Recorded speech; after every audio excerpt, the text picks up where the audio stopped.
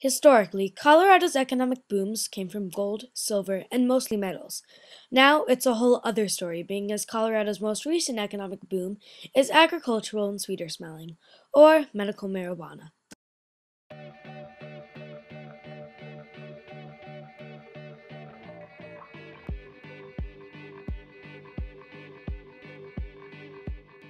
Colorado passed medical marijuana in 2000 under Ballot Amendment 20 by only 54% of voters.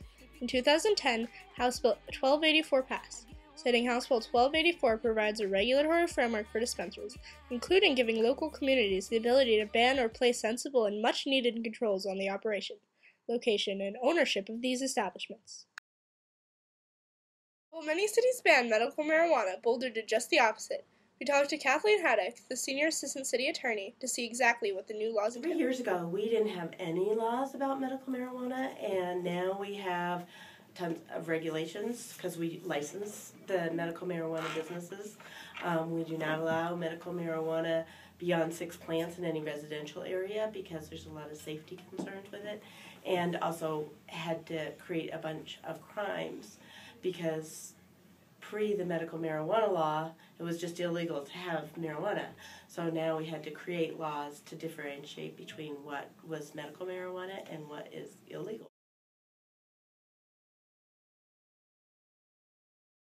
Now we can have dispensaries, and which, under previous law would not be allowed at all. So for the dispensaries, for instance, you can't use medical marijuana when you're at the dispensary, that you can't allow medical marijuana to be seen from the door or through any windows, because we wanted to help reduce crime, so making it not visible, and reduce temptation to children. You have to have there's very strict security requirements. You have to let city inspectors in when they come to inspect. You have to let them in to inspect, and that's very similar. That is one of the regulations that's very similar to liquor establishments, because medical marijuana is a controlled substance like liquor is somewhat. And so for liquor, if somebody comes into a restaurant or bar that you're used to going to, says we want to inspect, or a food inspector goes into any restaurant, you got to let them in.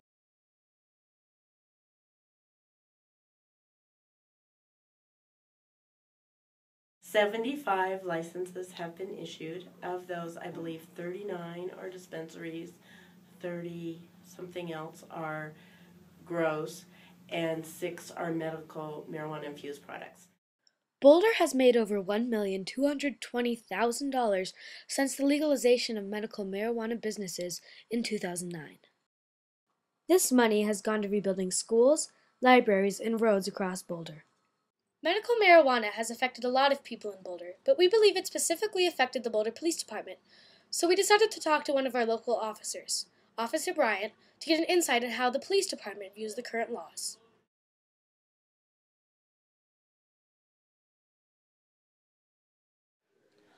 The marijuana arrests have gone up, and we believe, as the police department, that the medical marijuana is being used illegally also. So now there's a lot more illegal marijuana out there in addition to the marijuana that is legal.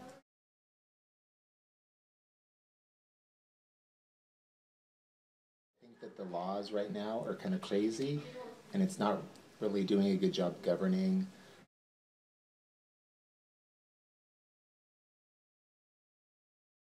Medical marijuana, I would say overall it's been negative because it's been such a pain in the butt, and I think any time that we change or amend our Constitution is not a good idea, and for sure to amend it so that marijuana is legal probably isn't a good move, but I hope that they continue to improve the legislation regarding the medical marijuana, and I think it would become better down the road.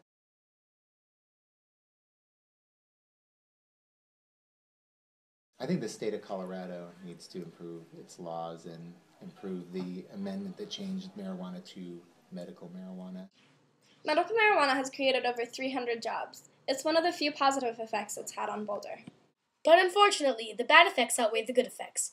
The medical marijuana has been taken advantage of, and is mostly used by college students, 18 to 25, who can pay $100 to see a doctor, who will simply make up a medical excuse, such as headaches or back pain, to get them a license.